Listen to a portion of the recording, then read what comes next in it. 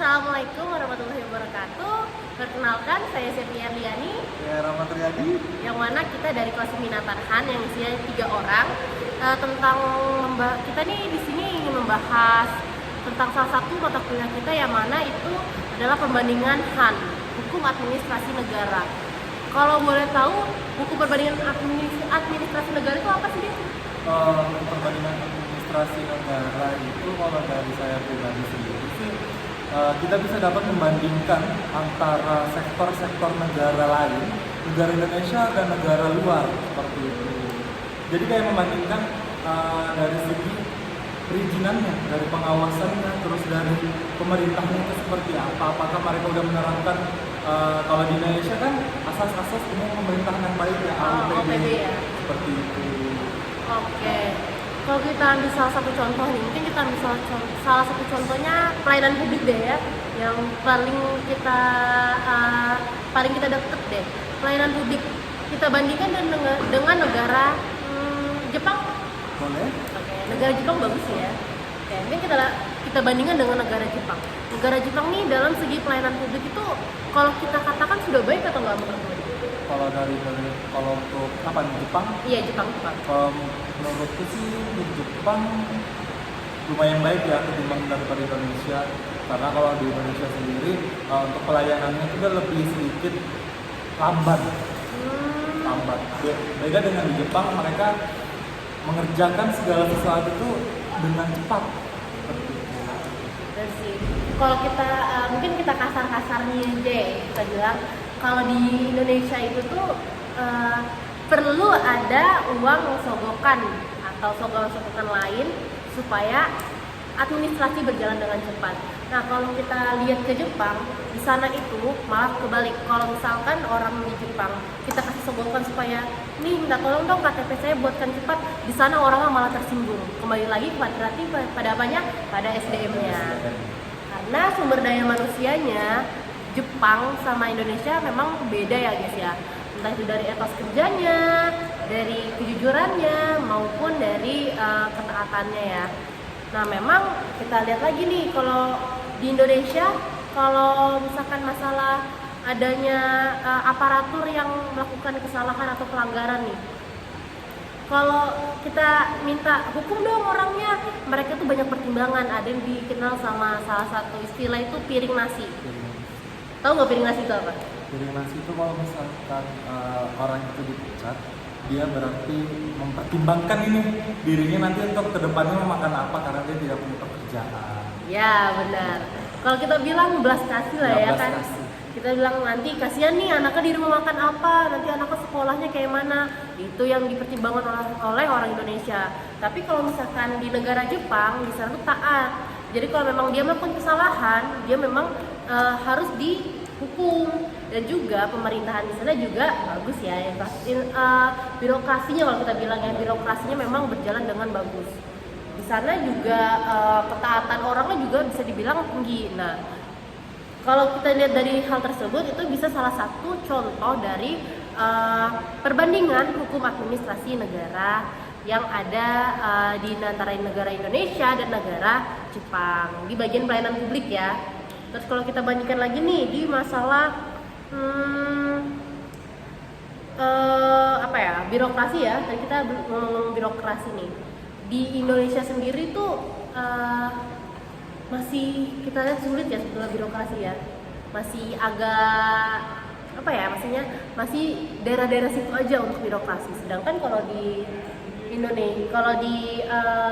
Jepang sudah lumayan bagus. Atau kita bandingkan dengan negara lain kali ya, negara apa ya yang bagus ya? Jerman bisa. Kalau di Jerman sendiri tuh gimana menurut ya deh? Kalau di Jerman sendiri ya, dari kita baru dari aspek pendidikannya. Kalau misalkan di Jerman, dia itu ada sistem akselerisasi, Excel. Nah, yang dimana anak yang baru lulus dari sekolah, dia udah bisa menduduki jabatan sebagai pemegang pemerintah di Jerman tersebut. Walaupun di bawah umur gitu? Walaupun di bawah umur, tapi berbeda dengan di Indonesia kan. Di Indonesia dia harus melewati 9 tahun Oke, oke. pendidikan, terus juga harus ada bangku perguruan tinggi seperti itu. Banyak lah ya hal-hal yang tersistemnya gitu lah ya. Iya benar sekali. Dan juga ini sama aspek pegawai negeri sipilnya di sana. Di Jerman itu dia tidak ada pembatasan usia. Jadi kalau di Indonesia kan ada namanya pensiunan Iya tuh. pensiunan. Di sana berarti nggak ada ya? Tidak ada. Dia itu dipayungi hukum yang kuat kah kalau nggak salah itu ya, saya baca artikel tentang perbandingan Jerman dan Indonesia seperti itu. Emang sih ya. Kalau nggak apa-apa. Kalau misalkan kita lihat konsep Jerman itu berarti memang mendorong pada aparaturnya ya. Iya. Memang kamu sudah mampu nih, sampai kapanpun kalau kamu masih mampu teruskan ya gitu ya. Memang keren sih ya konsep itu. Cuma kalau kita lihat, kita taruh lagi hal tersebut ke Indonesia, kira-kira masuk akal nggak sih? Enggak ya. nggak masuk akal kalau untuk diterapkan di Indonesia sendiri, karena apa ya, bakalan hancur lah ya nanti. Bener. Sebenarnya juga nggak setuju, soalnya juga gini deh, dalam sistem pemikiran mungkin ya, kalau misalkan contoh tadi akselerasi ya, misalkan memang dia pintar nih, memang dia sudah cakap dalam tentang pemerintahan, tentang apa, tapi dalam segi pola pikir mereka masih anak-anak. Itu menurut pemikiran saya, jadi masih belum bisa dikatakan sistem kayak di Jerman itu tuh cocok untuk di Indonesia. Selain itu kembali lagi nih ke etos kerja ya. Kalau etos kerjanya di sana memang sistemnya kalau misalkan mau makan ya harus kerja. Sama juga sih di sini, cuma di sini tuh kebanyakan kita lebih leha-leha ya. Walaupun memang sudah ada jam kerjanya nih, tapi kebanyakan di jam istirahat itu masih kadang ngaret, kadang juga masih ada yang terlambat gitu sih. Kemarin juga saya sempat baca ini tentang negara Singapura. Di sana sistemnya kayak swasta. Jadi kalau mau kerja dapat uang lebih banyak, harus ada jam lemburnya yang lebih panjang lagi. Itu walaupun untuk PNS loh ya, kan kalau PNS di sini nggak ada jam lembur ya. Ada jam lembur. Nah kalau di sana dia ada jam lembur. Jadi istilahnya kalau memang kamu bagus atau kerjamu bagus nih, aku ngasih uang lebih banyak untuk kamu. Nah kalau misalkan kita lihat sistem swasta kayak gitu tuh di Indonesia cocok atau enggak, gimana menurut Jadid? Kalau menurutku sih cocok-cocok aja ya, karena kita udah disahkannya juga ya RUU KUHP, UU Cipta Kerja, yang dimana juga ada batas penambahan jam kerja. Yang awalnya jadi 8 jam bisa jadi 10 jam. Dari jam 8 masuk bisa sampai jam 6 sore ya pulangnya. Menurutku fine aja sih kalau untuk diterapkan di Indonesia untuk itu jam lembur. Tapi harus sesuai juga dengan bayaran yang mau dikeluarkan oleh itu. Jangan nggak ngehargain lah usaha Ya, kita benar gitu. sekali. Tapi kalau misalnya kita lihat dari segi pendanaan ya, kan kalau hal tersebut berarti kita pakai APBN ya, APBN. Terus kalau kita lihat dengan banyaknya bagian-bagian bagian-bagian wilayah di negara Indonesia, apakah APBN kita cukup untuk membiayai hal tersebut?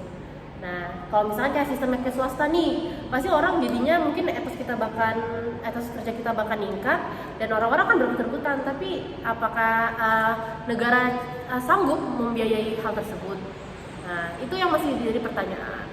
Kalau menurut saya sendiri sih, itu tuh nggak bisa diterapkan untuk keseluruhan Indonesia, tapi bisa diterapkan di salah satu daerah. Jadi mungkin di daerah yang mungkin kita mencontoh Balikpapan deh. Misalkan di Balikpapan nih sebagai negara wilayah penghasil minyak ya, kalau kita bilang ya, itu kan APBD-nya lumayan lah ya kan. Kalau misalkan mereka ingin bikin reward untuk aparatur sipilnya yang telah melakukan pelayanan publik terbaik atau telah melakukan pencapaian yang lebih, dikasih reward kayak gitu mungkin boleh. Tapi dalam lingkup daerah, karena memang negara kayaknya nggak akan sanggup tuh untuk kalau biayain semuanya. Cukup asik ya bicara mengenai perbandingan ini ya. Nggak kerasa sih sebetulnya kita sudah di akhir-akhir diskusi kita. Mungkin itu aja dari kita ya. Saya Septia Riani. Saya Rahmat Riyadi. Undur pamit. Pamit undur diri. Undur diri. Saya ucapkan wassalamualaikum warahmatullahi wabarakatuh. Selamat sore.